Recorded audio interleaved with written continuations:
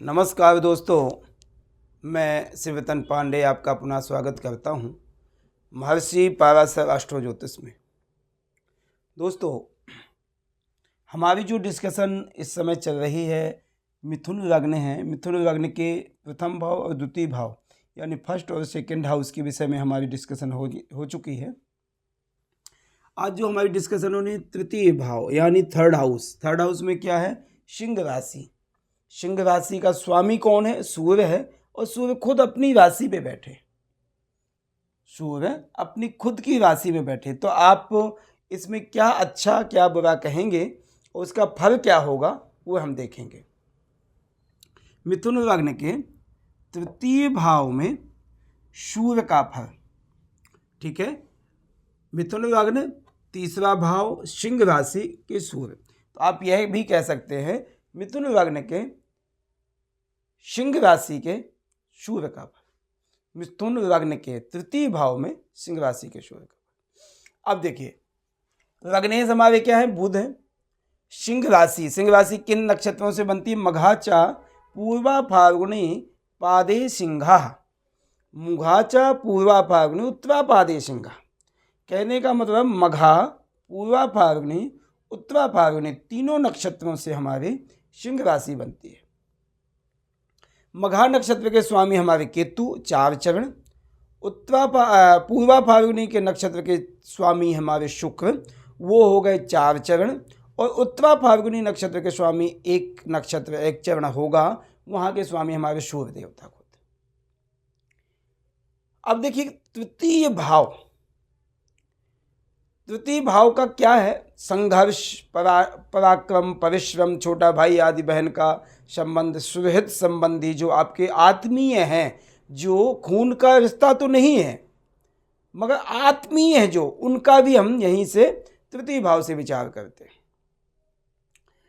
तृतीय भाव से बहुत बचपन के छोटे दोस्त मित्र आदि भी हम तृतीय भाव से विचार करते हैं। एक बात का ध्यान देना, जब बड़े आकर के दोस्ती होती है तो उसमें कुछ स्वार्थ होता है। जो बचपन के हमारे जो दोस्त होते हैं, हम कहते हैं लंगोटिया यार, या हमारे बचपन के बिल्कुल छोटे छोटे खेलने भाई, उनमें कोई स्वार्थ नहीं है। क्योंकि बाल्यावस्था जो है एक परमात्मा का रूप है। बचपन कह देते हम, परमात्मा का रूप है। तो उस समय हमें कोई स्वार्थ, कोई निस्वार्थ, कुछ मत पता ही नहीं है कि हमारा क्या अच्छा क्या बुरा है। तो उस समय के दोस्त ऐसे व्यक्ति आत्मीय, आत्मा से मिलने वाले, आत्मा से प्रेम करने वाले, जो उसके बाद 10th में हो गए, 12th में हो गए, ग्रेजुएशन पोस्ट हो गया, मैरिज में हो गए, नौकरी बेस में हमारे दोस्त बहुत से बनते हैं, परिवार से संबंध रखते हैं, वो हमारे दोस्त हो गए, हमारे घर पड़ोसी कोई है वो दोस्त बन गया, वो अलग है। उसमें कुछ न कुछ हमारा स्वार्थ होगा, मगर जो बचपन का हमारा मित्र है उसमें कोई स्वार्थ नहीं, ठीक है। तो आत्मीय, तृतीय भाव से हम आत्मीय का विचार करते हैं। फिल्म इंडस्ट्री, एक्टिंग आदि का, पत्राचार का, बोलने की तकनीक का, ये सब चीज़ें हम तृतीय भाव से विचार करते हैं। अब सिंह राशि खुद सूर्य की कहते, सिंहस्याधिपति सूर्य। सूर्य सिंह राशि के स्वामी हैं। वहाँ से 3 नक्षत्र होते हैं, मघा, पूर्वा फाल्गुनी, उत्तरा फाल्गुनी, ये 3 नक्षत्र हमारे होते हैं, ठीक है, ओके। अब देखिए तृतीय भाव से संघर्ष, परिश्रम, पराक्रम, तो वह सूर्य को पसंद है। सूर्य कभी भी किसी भी व्यक्ति का एक पैसा धन या चोरी करके या किसी को दुखी करके या आपका फ्री का पैसा नहीं लेता, कभी भी परिश्रम का पैसा देता। तो सूर्य को तृतीय भाव बिल्कुल पसंद है। सूर्य परिश्रम, पराक्रम, ऊर्जावान ग्रह है। ये अपने नेचर का, अपने बलबूते का पैसा कमाता व्यक्ति। सूर्य वैसे पिता का कारक है, मगर वो भी यश, मान, इज्जत, सम्मान से पैसा। यदि पिता आपकी रिस्पेक्ट करके आपको धन देता है तो ठीक है, आप पिता से मांगोगे नहीं कि पिताजी मुझे दे दो। क्यों? क्योंकि ऐसा व्यक्ति सेल्फ डिफेंड, अपने से खुद कमाता है। तृतीय भाव में सूर्य जब आएगा तो आपको परिश्रम कराएगा। और आज की जो जनरेशन है, संघर्ष पराक्रम परिश्रम न करती है, न देखना चाहती है, न करेगी। उनको तो ये है कि बना बनाया कोई बिजनेस हो मिल जाए, बना बनाया पैसा आ जाए। पराक्रम परिश्रम आज की जनरेशन नहीं करती है। जो आज से आपके जो दादा परदादा हैं उनसे पूछो कितना पराक्रम परिश्रम किया है, ठीक है। तो वो तृतीय भाव का हम विचार करते हैं। तृतीय भाव आपको छोटे भाई बहन का संबंध, यदि खुद सूर्य अपनी राशि का बैठा है तो विवेक और बुद्धि के द्वारा बड़े भाइयों से, छोटे भाइयों से जो अनुज है, संस्कृत में अनुज कहते हैं, ठीक है, उनका बड़ा स्नेह प्रेम और एक पुत्र जैसे उनकी भावना के साथ उनकी सेवा भाव रखेंगे। ऐसे व्यक्ति के जिसके तृतीय भाव में सूर्य हो तो अपने छोटी भाई बहन को बेटी और पुत्र जैसे व्यवहार करते हैं, ऐसे पालते हैं व्यक्ति को। ऐसे व्यक्ति के तृतीय भाव में सूर्य यदि बैठा था, ऐसे व्यक्ति का या तो बिल्कुल साथ ही 9-10 महीने का, 12-15 महीने का ही डिफरेंट होगा भाई बहन में, या अन्यथा पे 5-7 साल डिफरेंट होता है, ठीक है। या बहुत जल्दी या बहुत लेट, ऐसे संतान भाई बहन का योग बनता है।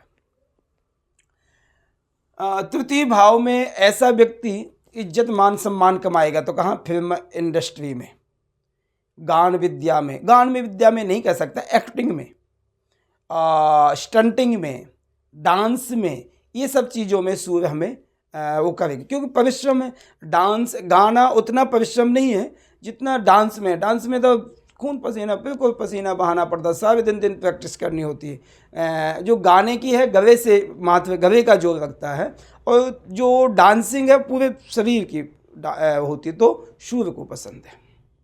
सिंगिंग आदि हम देखते हैं बुध और शुक्र से देखते हैं, चंद्रमा से भी देखा जा सकता है। और जो डांसिंग आदि है, मर्मठता है, कर्मठता है, वो सूर्य और मंगल से देखते हैं। सूर्य तृतीय भाव में बैठ करके आपका भाई का संबंध होगा। हाँ, बचपन का जो आपका दोस्त होगा वो पक्का होगा, पक्का मित्र, अच्छा मित्र आपका होगा, वो तृतीय भाव से सूर्य हमें प्रदान करेगा। ये जो कालपुरुष की कुंडली है, ये सिंह लग्न है, सिंह राशि है, ये 5वें भाव की राशि है। कालपुरुष कुंडली में 5वां भाव क्या है? विद्या, बुद्धि, यश, इज्जत, मान, सम्मान। तो हमें सूर्य सब चीज़ें हमें प्रदान करता है। ये सब चीज़ें हमें अच्छी शुभता के साथ प्रदान करता है। सूर्य को ये अच्छी रखती है। सूर्य की जो सप्तम दृष्टि होगी वो 9वें भाव को होगी, कुंभ राशि को। कुंभ क्या है? एक घड़ा। कुंभ क्या है? एक घड़ा है। घड़े में चाहे पानी गर्म डाल दो, ठंडा डाल दो, मगर वो अपना स्वभाव नहीं चेंज करता। शीतलता प्रदान करेगा, मगर वो एक घड़े के जैसे है। कोई पानी भी डाल देता, कोई दूध भी डाल देता, कोई दही भी डाल देता, कोई अनाज भर देता है, उसने कुछ नहीं कहना है। और जैसा डाल दोगे वैसा निकल आएगा, कुछ खराब भी नहीं होगा। तो कहने का मतलब यह है कि यदि आपने धन कोष इकट्ठा करना है, पैसा इकट्ठा करना है, तो कुंभ राशि को उच्च करो, कुंभ राशि को प्रगति में लाओ, तो उससे आपका बेहतर होगा। तो सूर्य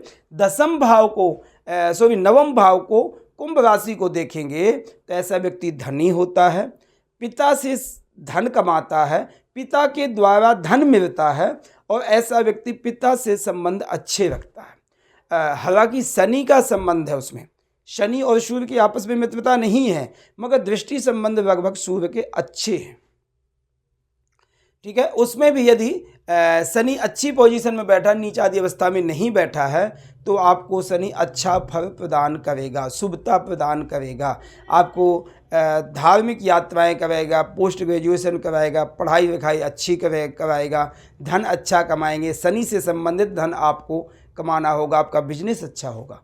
ये हमें सूर्य सप्तम दृष्टि 9वें भाव को जो डालेंगे तो उसका फल बता रहे हैं।